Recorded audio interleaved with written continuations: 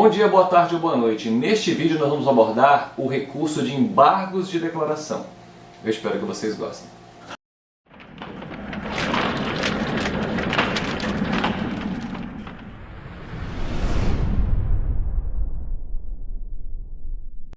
Muito que bem, meus diletos.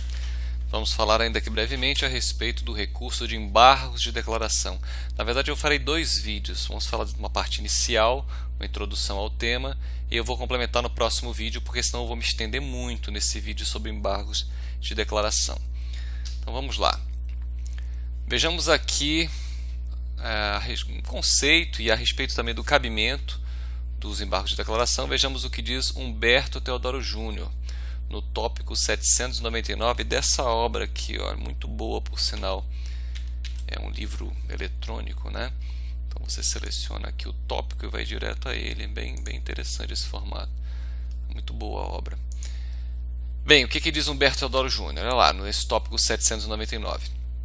Dá-se o nome de embargos de declaração ao recurso destinado. Veja, vocês vão encontrar na doutrina autores que dizem que embargo de declaração não é recurso. Enfim, eu prefiro os autores que dizem que sim, que é recurso. E se nós formos aqui no Código de Processo Civil, no artigo 994, pela literalidade da lei você já vê, né? São cabíveis os seguintes recursos: embargo de declaração. Então já é um argumento para dizer que é recurso. Mas assim, volto a dizer, não estranhe. Tem alguns autores que dizem que não é recurso, tem autores que dizem que não haveria efeito devolutivo. Eu prefiro os autores que pensam que todo recurso tem efeito devolutivo. Tá? Porque os embargos de declaração, quem julga os embargos de declaração é o próprio órgão que proferiu a decisão.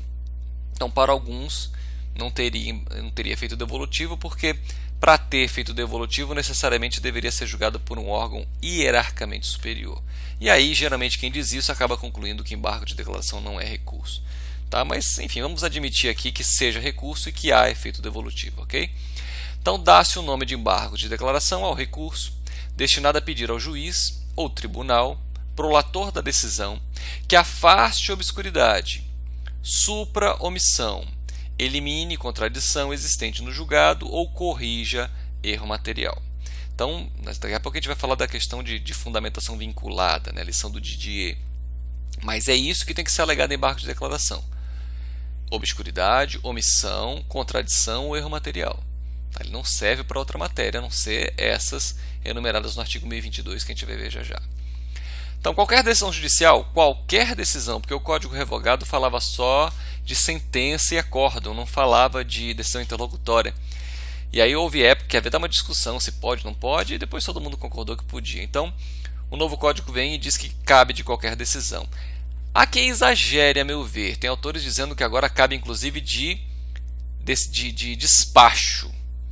Eu penso que não, tá? Eu ouso discordar de quem pensa dessa forma, porque pensar assim é contrariar o artigo 1001, né, que diz que dos despachos não cabe recurso. Então eu acho exagerado esse pensamento, com todas as vênias aí, os autores que estão dizendo agora que cabe inclusive de despacho. Despacho não, porque despacho não é decisão, é um ato meramente ordinatório, né? Então qualquer decisão judicial, sentença, interlocutória, acórdão, decisão monocrática, comporta embargos declaratórios, desde que tenha obscuridade, omissão, contradição ou erro material. Por quê? Como destaca Barbosa Moreira, saudoso Barbosa Moreira, né, que nos deixou agora no ano de 2017. Então, porque, como destaca Barbosa Moreira, é inconcebível que fiquem sem remédio a obscuridade, a contradição, a omissão ou erro material existente no pronunciamento jurisdicional. Claro, se tem essa falha, ela tem que ser corrigida, né? Então não tem a mínima relevância ter sido a decisão proferida por juiz, né, juízo monocrático, né, um julgador apenas, de primeiro grau. Eu preferia dizer primeira instância, mas enfim, porque o primeiro grau pode acontecer na segunda instância. Até no Supremo pode haver primeiro grau, né, quando ele tem competência originária. Ou Tribunal Superior, monocrático, colegiada, em processo de conhecimento ou de execução. Nem importa que a decisão seja terminativa, ou seja, uma sentença que extingue o processo sem resolução de mérito. Se houver erro, omissão, obscuridade e contradição, vai caber embargo de declaração também. Final ou interlocutória. Então, muito bem colocado aqui por Humberto Teodoro Júnior, o conceito e cabimento de embargos de declaração. Acerca da finalidade, vejam o que dizem Nelson Neri Júnior e Rosa Maria de Andrade Neri nesta obra aqui. Vou mostrar a capa para vocês, ó, muito boa também. É um código de processo civil comentado, né, por esses autores, Nelson Neri Júnior e Rosa Maria Neri, editora Revista dos Tribunais. Então, na página 2191, ele diz o seguinte, ó, inclusive digitalizei a imagem para vocês. Finalidade. Os embargos de declaração têm finalidade de completar a decisão omissa ou ainda de aclará-la, dissipando obscuridades ou contradições. Então esse realmente é o objetivo, essa é a finalidade dos embargos. Suprir essa falha, corrigir esse equívoco, né, esse lapso que existe na decisão. Então não tem caráter substitutivo da decisão embargada, mas sim integrativo ou aclaratório. Prestam também a correção de erro material, que é aquele erro evidente, né, de prima facie. Você vê e está errado. Eu tive um caso assim, eu atuei numa causa em que havia um erro de soma, assim, não lembro os valores exatos, mas era algo como 7 mais 7, 20. Então é um erro material, erro de cálculo, evidente que está equivocado. Foi um erro de digitação e está errado, tem que ser corrigido. Inclusive de ofício, pelo juiz, isso pode ser corrigido, deve ser corrigido. Agora, como parte, não espere essa boa vontade não, né? É melhor embargar. Então, como regra, não tem caráter substitutivo, depois a gente vai ver a exceção, tá? Modificador ou infringente do julgado. Nesse sentido, os embargos têm sido recebidos pela jurisprudência como agravo interno. Aí é uma questão de fungibilidade, que eu já adiantei quando falei do agravo interno, mas a gente vai voltar a falar novamente disso daqui a pouco. Então, não mais cabem quando houver dúvida da decisão, porque havia essa previsão na lei dos juizados especiais cíveis e criminais, né, 9.099. Houve uma mudança agora, não existe mais essa hipótese, tá? Então, a lei dos juizados especiais, artigo 48 caput, que admitia a interposição dos embargos em caso de dúvida, teve a redação alterada pelo Código. Aqui, veja, eu fiz questão de colar, de digitalizar a imagem, porque me parece que houve um equívoco aqui na menção a esse artigo. Daqui a pouco a gente vai ver que na verdade são outros artigos que tratam, mas enfim, um lapso de digitação aqui, né? O qual equipara as hipóteses de cabimento dos embargos no microsistema dos juizados. Então, eu vou mostrar os artigos daqui a pouco para vocês, mas vejam por que o Didier diz que Didier e Leonardo Carneiro Cunha também, né? Também é coautor da obra, na página 286. Vou mostrar a capa para vocês. É esta obra aqui, tá? Editora Juspodium, enfim. Então, olha o que eles dizem com relação a essa questão de ter fundamentação vinculada. Os casos previstos para a manifestação dos embargos declaratórios são específicos: erro, omissão, obscuridade, contradição, ou erro material, né? Omissão, obscuridade, contradição ou erro material. De modo que somente são admissíveis quando se apontar a existência de erro material, obscuridade, contradição ou omissão em questão, ponto controvertido, sobre a qual deveria o juiz ou tribunal pronunciar-se.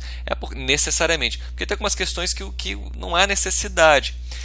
Exemplo, imagine que o réu levantou uma preliminar na contestação de coisa julgada. Então veja, se for acolhida essa preliminar de coisa julgada, é claro que o órgão jurisdicional não tem a obrigação de entrar no mérito. Então aí não haveria necessidade. Tem omissão. Não teria. Porque ao acolher a preliminar de coisa julgada, ele vai extinguir o processo sem resolução de mérito e por isso não iria entrar nos argumentos relacionados ao mérito. Então ele não teria essa obrigação de se pronunciar, tá? Então não seria uma omissão. Os embargos de declaração são, por isso, espécie de recurso de fundamentação vinculada. Essa observação é importante, muito importante. Sim, agora vejamos, a gente vai já ver, ó, por isso que eu digo que lá houve um lapso aqui, certamente na edição, enfim. Não sei o que tem a ver o 1078, mas, aliás, tem esse artigo no novo código, vamos ver. Vamos lá para o fim. 1070. Nem tem, ó. O último artigo é 1072, é evidentemente um equívoco, né? Aqui, certamente, a intenção foi fazer alusão aos artigos 1064 e 1065, a gente vai já mostrar. Vamos mostrar logo eles, os artigos 1064 e 1065. Estão aqui no finzinho do novo código. Então, diz o 1064, ó. O caput do artigo 48 da Lei 9.099, que é a Lei dos Juizados Especiais Cíveis e Criminais, né, passa a vigorar com a seguinte redação: caberão embargos de declaração contra a sentença ou acordo nos casos previstos no Código de Processo Civil. Então, revogada a redação anterior do artigo 48. E o 1065 diz que o artigo 50, também da 9.099, passa a vigorar com a seguinte redação: Aí a redação agora é essa. Os embargos de declaração interrompem. Isso aqui é muito bom, porque originalmente, na redação original da 9.099, o prazo não era interrompido, o prazo era suspenso. Eu soube de muitas pessoas que perderam prazo por isso, porque quando o prazo é interrompido, ele começa a contar do zero. Então assim, você tem na 9.099 10 dias por recurso nominado e 5 dias para os embargos de declaração. Então, na redação anterior, se os embargos fossem opostos no 5º dia, estava antigamente suspenso o prazo. Então, da data da publicação da decisão, teria apenas mais 5 dias por recurso nominado, porque seriam computados os dias anteriores. Mas interrompido o prazo, não. Aí zera. Então, mesmo ele interpondo no 5º dia, depois de publicada a decisão dos embargos de declaração, começa do zero a contagem do prazo começa os 10 dias, né, para o recurso inominado. Excelente essa adequação aqui, feita pelo novo Código de Processo. Não fazia sentido na 9.099 o prazo ser suspenso ao invés de interrompido, né? Assim como não faz sentido essa forçação de barra que estão fazendo aí, de querer contar os prazos no juizado, não querer contar em dias úteis. Isso também é um absurdo que eu espero que seja corrigido dentro em breve, né? Oremos. Então, vejamos a redação do artigo 1022 do Código de Processo Civil. Vamos a ele. Artigo 1022. Olha lá o que ele diz. Cabem embargos de declaração contra qualquer decisão. Mas também acho que não é para forçar a barra e achar que cabe de despacho, né? Então eu acho que já é demais. Enfim, mas tem autores que estão fazendo essa afirmação. Então, para 1. Esclarecer obscuridade ou eliminar contradição. A obscuridade é aquela redação que traz incompreensão, ininteligível. É obscuro. O que ele quis dizer com isso? Então, tem que esclarecer a decisão. Até, isso é muito importante, até para dar subsídio para a parte interpor outro recurso. Vamos imaginar que a obscuridade exista numa sentença. É importante corrigir, porque assim o recurso de apelação poderá ser redigido melhor. E isso fará com que o tribunal possa melhor julgar o recurso de apelação, né? Ou eliminar contradição. Aqui é uma observação importante. A contradição tem que ser interna. Eu já vi colegas se equivocarem com isso e dizerem: na sentença há uma contradição, porque ela tornou sem efeito a decisão interlocutória proferida anteriormente que concedeu uma tutela de urgência. Não, gente, isso é um erro. A contradição tem que ser interna, tem que estar dentro de uma única decisão, né? Uma afirmação num sentido e outra no sentido oposto. Essa é a contradição para fins de embargo de declaração. Não adianta querer dizer também que a contradição está em contradição com as provas produzidas. Não, isso não é contradição para fins de embargo de declaração. Tá? 2. Suprir a omissão de ponto ou questão sobre o qual devia se pronunciar. Então, devia se pronunciar, aquela ressalva que eu fiz anteriormente. Acolher uma preliminar, extinguir o processo sem resolução de mérito, não é omissão, porque aí não haveria obrigação de entrar no mérito, né? Então, o juiz de ofício ou a requerimento. 2. Corrigir erro material, é aquele erro evidente, que deve ser corrigido inclusive de ofício, né? Parágrafo único, aqui um avanço muito grande com relação ao Código Revogado. Considera-se omissa a decisão que 1. Deixe de se manifestar sobre tese firmada em julgamento de casos repetitivos ou incidente de assunção de competência aplicável ao caso sob julgamento. Eu ainda vou postar um vídeo falando especificamente a respeito desse tema, tá? Mas pensem, não faz sentido você ter todo um procedimento para o julgamento de casos repetitivos e depois essa decisão puder ser ignorada. Ela não pode, o juiz tem que levá-la em consideração. Nem que seja para dizer que o caso não se amolda àquele caso, aquela decisão referente aos casos repetitivos. Mas ele não pode fingir que ela não existe. Então isso seria uma omissão. 2. Incorre em qualquer das condutas descritas no artigo 489, parágrafo 1º. Aqui eu remeto vocês ao vídeo que eu já postei sobre sentença, tá? Remeto vocês a ele para não me estender muito. Dê uma olhada nele, porque aqui uma ratificação do texto constitucional, né, do artigo 93, inciso 9, e aqui um detalhamento, né, nas situações em que o juiz estará incorrendo em omissão, ele não estará fundamentando a decisão de forma adequada. Se ele incorrer em qualquer uma das hipóteses, o juiz ou o tribunal também, né, do 489, parágrafo 1º. Então, eu remeto vocês ao vídeo sobre sentença, tá, para eu não me alongar muito aqui neste vídeo. Vejam esse enunciado do Fórum Permanente de Processualistas Civis, o enunciado 360. Vejam o que ele diz. A não oposição de embargos de declaração em caso de erro material na decisão não impede sua correção a qualquer tempo. Então, como eu disse, o erro material deve ser corrigido de ofício, né? Mas eu sou advogado, então eu não fico esperando a boa vontade do órgão jurisdicional, eu prefiro embargar. Então, é uma dica que eu lhes dou, não confio, mas no futuro, vocês sendo magistrados, enfim, saibam que vocês, de acordo com esse enunciado, vocês devem corrigir o erro material a qualquer tempo, né? E realmente essa seria a interpretação mais adequada, realmente. Não é porque não foi interposto embargo de declaração que vai se convalidar um erro material, né? Não faz sentido. Vejamos no 1023 o prazo, né, que eu já adianto a vocês, é de 5 dias. Vejamos que às vezes há necessidade, às vezes, tá? Não é sempre, mas às vezes há necessidade de contraditório e, nesse caso, pode, né, haver efeitos infringentes. Na verdade, é o contrário. Se houver a possibilidade de serem dados efeitos infringentes, é que deve ser respeitado o contraditório. Vamos ao 1023 para vocês entenderem melhor isso. Olha o que ele diz. Os embargos serão opostos no prazo de 5 dias. Então, cuidado, que os demais têm 15, né? Mas os embargos foi mantido aqui os 5 dias. Em petição dirigida ao juiz, o juiz ou o tribunal, o relator, né, é o órgão que decidiu a decisão que vai ser objeto dos embargos. Com indicação do erro, obscuridade, contradição ou omissão e não se sujeitam a preparo. Agora vejam, parágrafo 1º.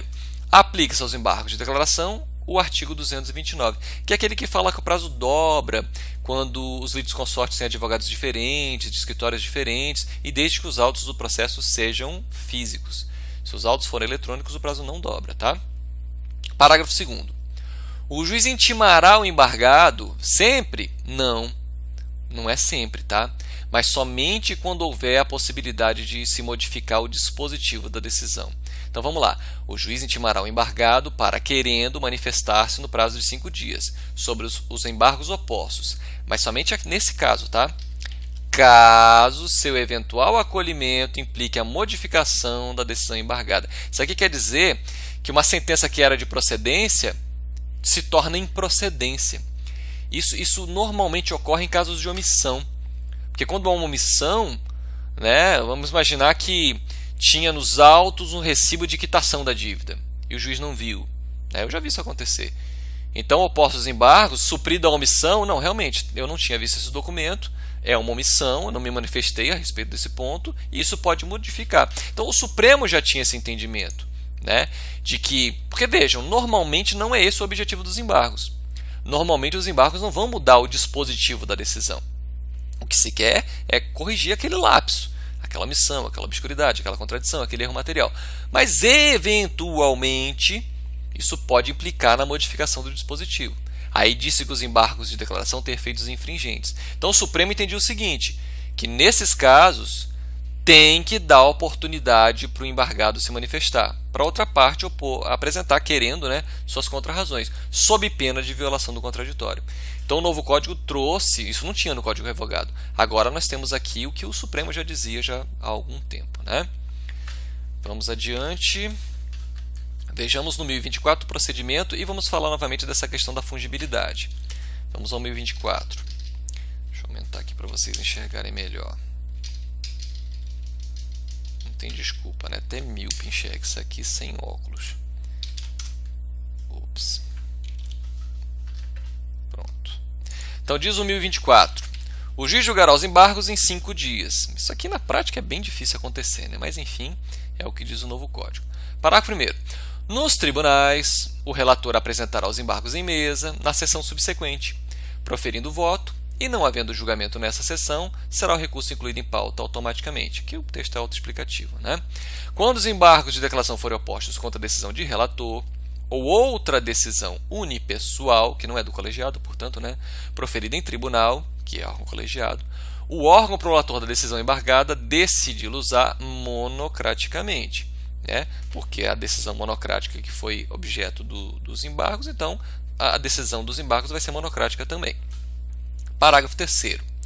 O órgão julgador conhecerá os embargos de declaração como agravo interno. O STJ já vinha fazendo isso há muito tempo, só que fazia de uma forma errada, porque eles recebiam os embargos de declaração como agravo, julgavam como agravo interno, eu já postei vídeo sobre agravo interno, mas não dava oportunidade para a parte fazer as adequações necessárias nas razões recursais. Eles não levavam em consideração que a parte, muitas vezes, ela não queria entrar com agravo interno. Ela queria realmente embargar. Então, o novo código corrige essa distorção, né?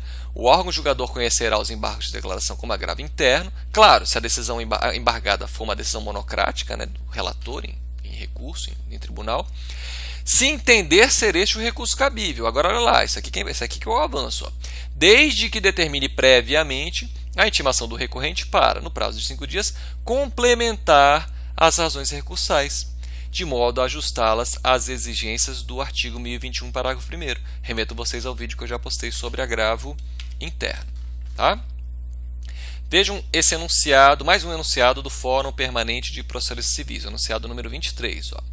Fica superado o enunciado 418 de súmula do STJ, após a entrada em vigor do CPC. O que dizia esse enunciado de súmula? Que diz ainda, né? Mas ele está superado. É inadmissível o recurso especial interposto antes da publicação do acórdão dos embargos de declaração sem posterior ratificação. Isso é um absurdo, né? Porque o STJ, a ideia era a seguinte: o recurso tem que ser tempestivo, ou seja, tem que ser dentro do prazo. Então, se ele é interposto antes de começar o prazo, ele só vai ser julgado se for ratificado. É um desserviço do STJ, né? Isso aqui é o que a doutrina chama de jurisprudência defensiva, é um pretexto que o STJ usa para não conhecer recurso. Então, isso nem tanto pelo que diz a parte aqui dos embargos de declaração propriamente dita, mas mais por força do 218, né? Mais por força dele. Olha o que diz o 218, que acaba com essa coisa que o STJ vinha fazendo há um tempo já. Diz o parágrafo 4º. Será considerado tempestivo o ato praticado antes do termo inicial? Claro, né? Porque vejam, até a citação é dispensada se o réu comparece espontaneamente, né? Então por que o recorrente não pode se antecipar e recorrer antes da publicação da decisão? Né? Isso é o óbvio, né? O ululante, mas enfim, o STJ entendia intempestivo o recurso interposto antes do início da contagem do prazo, né, se não houvesse a sua ratificação posterior. Absurdo, felizmente superado, né? Já falamos desses dispositivos.